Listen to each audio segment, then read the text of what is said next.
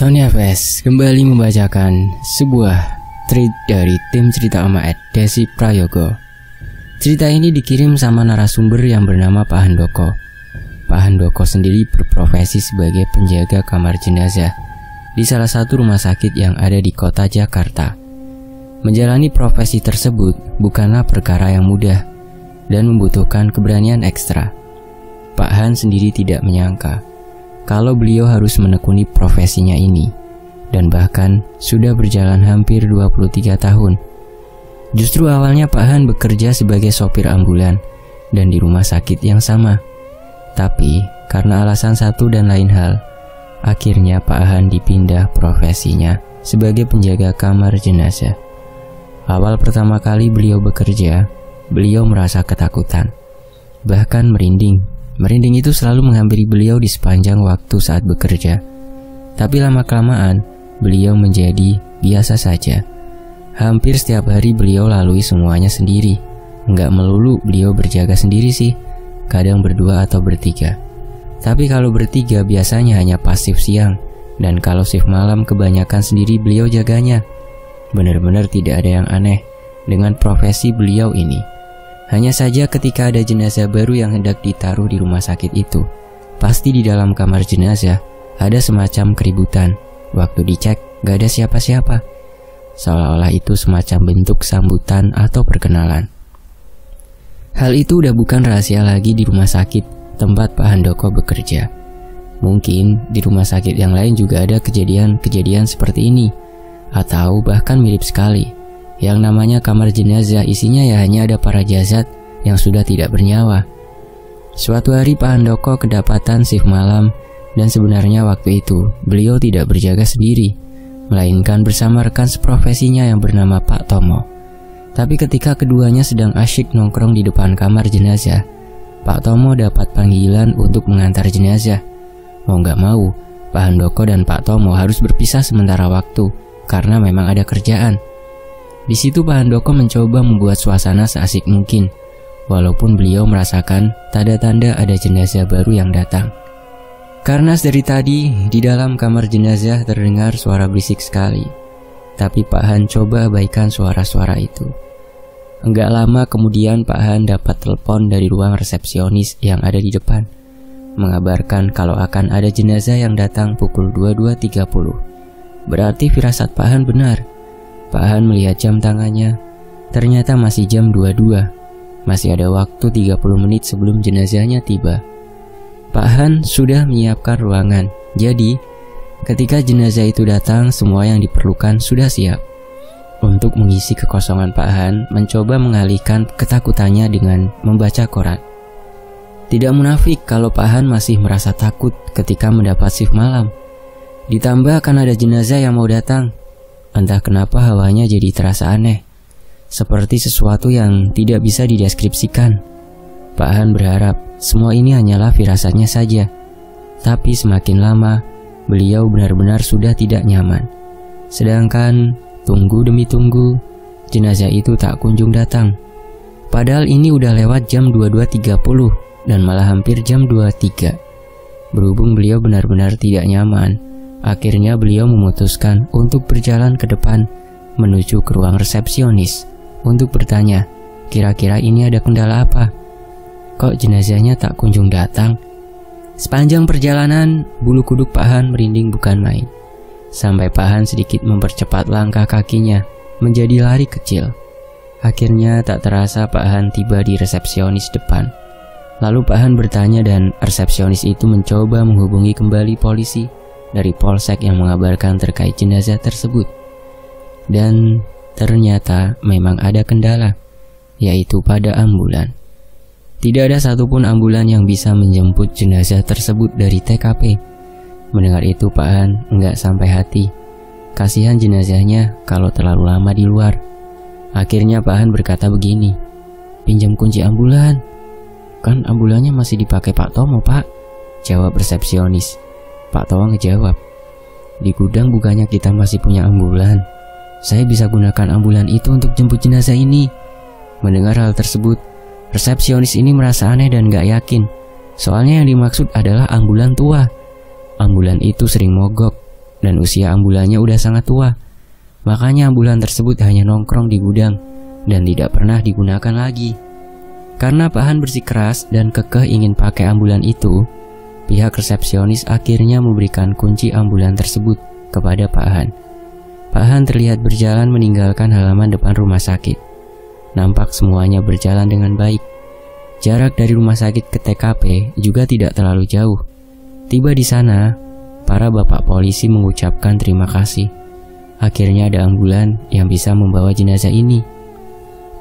Jenazah itu segera dimasukkan ke dalam mobil ambulan dan ternyata nggak ada bapak polisi yang masuk ke dalam ambulan menemani Pak Han. Jadi di dalam ambulan hanya ada Pak Han dan jenazah itu. Sedikit informasi terkait jenazah yang waktu itu dibawa sama Pak Han. Jenazah itu merupakan seorang wanita muda yang masih duduk di bangku SMA. Sebab dia ditemukan masih memakai seragam sekolahnya. Kondisinya sangat memprihatinkan. Separuh dari bagian wajahnya hancur karena dipukul benda berat, sehingga sulit untuk diidentifikasi. Badge seragamnya juga seperti sengaja dilepas dan tidak ditemukan identitas dari jenazah ini. Waktu ditemukan, jenazah ini sudah membusuk dan lokasi penemuannya juga di sebuah rumah kosong. Aura dari jenazah ini kuat banget. Pak Han merasa sepanjang perjalanan beliau merasa sedih, marah, dan kecewa tanpa sebab. Pak Han sudah paham kalau hawa itu semua berasal dari jenazah yang sudah beliau bawa ini. Lalu saat perjalanan, ekor mata sebelah kiri Pak Han seperti melihat ada seorang perempuan duduk di belakangnya. Spontan Pak Han menoleh ke belakang dan ternyata tidak ada siapa-siapa selain beliau sama jenazah yang ada di belakangnya. Detik itu juga beliau menyadari bahwa mobil polisi yang harus mengekor di belakang mobil ambulannya malah gak ada. Beliau juga tersadar, kenapa jarak tempuhnya jadi lama banget?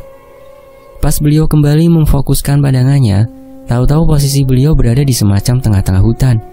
Padahal ini kota Jakarta, sebelah mana ada hutan? Beliau yakin banget kalau tadi beliau nggak salah jalan dan lewat ke rute yang biasanya beliau tempuh ke rumah sakit. Jarak tempuh dari lokasi TKP ke rumah sakit itu benar-benar deket banget. Lah ini kok bisa-bisa nyasar ke tempat seperti ini? Beliau bingung bukan main. Ditambah beliau semacam merasakan ada banyak sekali pasang mata yang sedang mengamatinya di sepanjang mobilnya melaju. Hingga makin lama jalannya mulai terlihat gak beres dan beliau memutuskan untuk stop. Lalu beliau turun dari mobil dan mengamati ke sekitar. Ini kira-kira ada di mana? Beliau benar-benar takut bukan main, karena asing banget buat beliau tempat itu. Beliau sadar ini ada sesuatu yang gak beres sedang beliau alami dan beliau memutuskan untuk berdoa saat itu juga. Ketika beliau sedang khusyuk berdoa, tiba-tiba ada yang berbisik di telinga dan berkata, "Pak, buka matanya." Waktu membuka mata, jeder. Ternyata beliau stop di sekitaran area makam Jeruk Purut. Gimana bisa? Belum selesai beliau bingung dengan situasi waktu itu, tiba-tiba beliau dikejutkan dengan suara klakson mobil. Dan waktu dilihat, ternyata itu mobil patroli dari polsek yang menangani jenazah ini. Ada salah satu bapak polisi yang menghampiri beliau sambil bertanya, "Pak, ngapain kesini? Kita dari tadi ngikutin bapak. Bapak malah masuk ke Jeruk Purut. Ngapain sih, Pak? Ini jauh banget loh dari rumah sakit." Pak Han malah bertanya dan pertanyaannya malah membuat Pak polisi ini bingung. "Lah, bapak sendiri dari tadi kemana?" Bingung dong Pak polisinya. Jelas-jelas dari tadi Pak polisi ini mengekor mobil ambulan Pak Han dari belakang. Justru Pak Han yang harusnya dipertanyakan. Kenapa tahu-tahu tiba di kuburan Jeruk Purut? Yang jelas-jelasnya lokasinya jauh dari rumah sakit dan TKP. Daripada debat argumen di depan kuburan, akhirnya Pak Han memutuskan untuk melanjutkan kembali perjalanan mereka. Soalnya hari semakin lama semakin malam dan suasananya juga jadi menyeramkan. Alhamdulillah setelah itu semua orang tiba di rumah sakit dengan selamat dan aman. Jenazah ini langsung dibawa masuk ke kamar jenazah karena baru diotopsi keesokan paginya. Ya udahlah, setelah itu bapak-bapak polisi ini izin pulang dan hanya tersisa Pak Han sendiri di depan kamar jenazah. Di lain sisi Pak Han lega karena jenazah ini tiba di rumah sakit dengan selamat. Meski harus dibumbui drama yang sepertinya tidak akan mudah terhapus di ingatan Pak Han sampai sekarang. Pak Han sudah paham kalau suasananya akan jadi semakin aneh setelah jenazah barunya sudah tiba di kamar jenazah. Makanya beliau mencoba bersikap biasa aja dalam menghadapi situasi seperti itu. Pak Han alihkan dengan membaca surat kabar sambil ngopi ceritanya. Entah kenapa semakin lama kok hawanya makin gak karuan banget. Pak Tomo juga tak kunjung balik-balik. Makin lama Pak Han gak nyaman di situ seorang diri. Jadi beliau memutuskan jalan ke depan sambil sekalian beli makan. Kebetulan beliau juga lapar banget. Jalanlah ke depan. Baru beberapa langkah, beliau mendengar suara tangisan yang sumber suaranya ada di belakang. Sejenak berhenti dan kembali berjalan. Tiba-tiba ada sebuah tangan yang dingin sekali, dan tangan ini memegang tangan kanan beliau. Otomatis beliau berhenti berjalan, lalu menoleh ke belakang. Saat menoleh, ternyata di belakang ada sosok hantu perempuan memakai seragam SMA, dan sebelah wajahnya hancur. Perempuan itu menangis dan berkata, "Pak, tolong antar saya ke makam ibu saya, Pak." Melihat dan mendengar itu, Pak Han, yang hanya manusia biasa, jadi takut.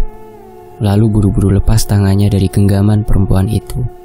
Lalu segera berlari agar bisa jauh dari sosok tersebut. Alhasil tiba di resepsionis. Pak Han ngos-ngosan.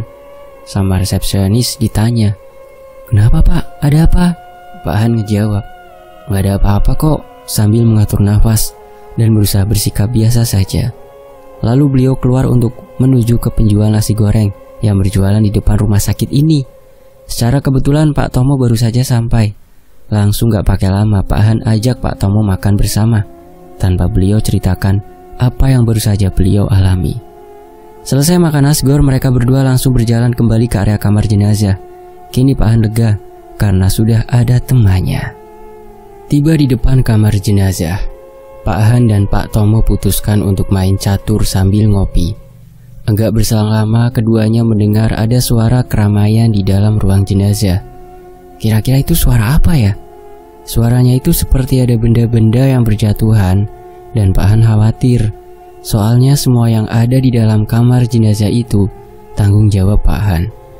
Artinya kalau di dalam ada kerusakan pada barang-barang tertentu, ya Pak Han otomatis harus ganti. Mana harganya nggak murah semuanya. Karena tidak kunjung berhenti, akhirnya Pak Han dan Pak Tomo mengecek ke dalam. Pas pintunya dibuka, ternyata di dalam situ nggak ada apa-apa. Nggak ada barang yang berantakan sama sekali. Semuanya masih tertata rapi di tempatnya masing-masing. Lalu tadi suara keributan apa? Karena udah tengah malam, keduanya tak mau berasumsi aneh-aneh. Pak Han meminta tolong kepada Pak Tomo untuk memasukkan jenazah ini ke dalam lemari pendingin saja. Udah kelar tuh. Mereka keluar dan lanjut main catur lagi di depan. Lah pas lagi seru-serunya main catur, Pak Tomo tiba-tiba melotot, memandang ke arah belakang Pak Han. Berhubung Pak Han penasaran, beliau noleh dan ternyata sosok itu datang lagi. Berkata yang sama dan minta diantar ke makam Jeruk Purut. Katanya ibunya dimakamkan di sana. Kesannya agak kocak di sini. Ada arwah yang minta diantar. Karena jatuhnya Pak Han udah capek menghadapi sosok ini, Pak Han memutuskan menuruti permintaan sosok ini. Meskipun Pak Tomo awalnya menolak, tapi atas dasar kasihan, mereka tetap mengantar sosok ini ke makam Jeruk Purut. Pak Han juga nggak mungkin pergi sendiri sama arwah ini aja. Makanya Pak Han langsung geret Pak Tomo untuk ikut juga. Singkat cerita, tibalah mereka ke makam Jeruk Purut. Di situ mereka masih harus mencari makam ibu dari anak ini, dan ternyata makamnya ada di area tengah-tengah. Anak ini langsung duduk di samping pusara makam ibunya, dan tertera kalau ibu dari arwah ini sudah meninggal sejak tahun 95. Pak Han dan Pak Tomo berdiri agak jauh karena terus terang sebenarnya mereka juga takut. Arwah ini langsung menangis di atas makam sang ibu sambil berkata, "Ibu, Linda datang. Linda datang ke sini untuk minta maaf sama ibu. Mungkin ibu udah mengetahui semuanya. Linda minta maaf sudah membuat ibu kecewa. Linda minta maaf tidak bisa menjaga bapak dan Linda menyesal, Bu. Tapi percuma, semua sudah terjadi.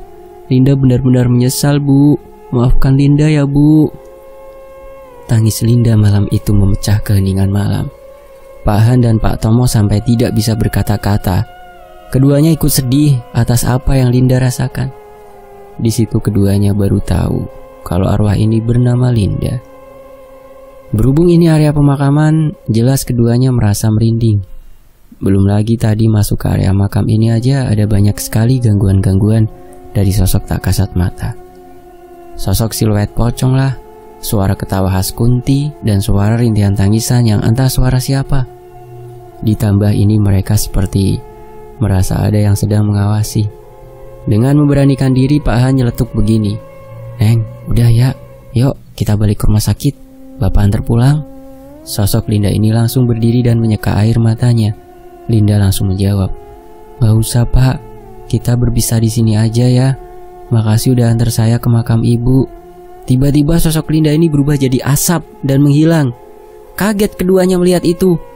Sebelum meninggalkan tempat, Pak Han mengajak Pak Tomo berdoa untuk almarhumah Ibu Linda dan Linda.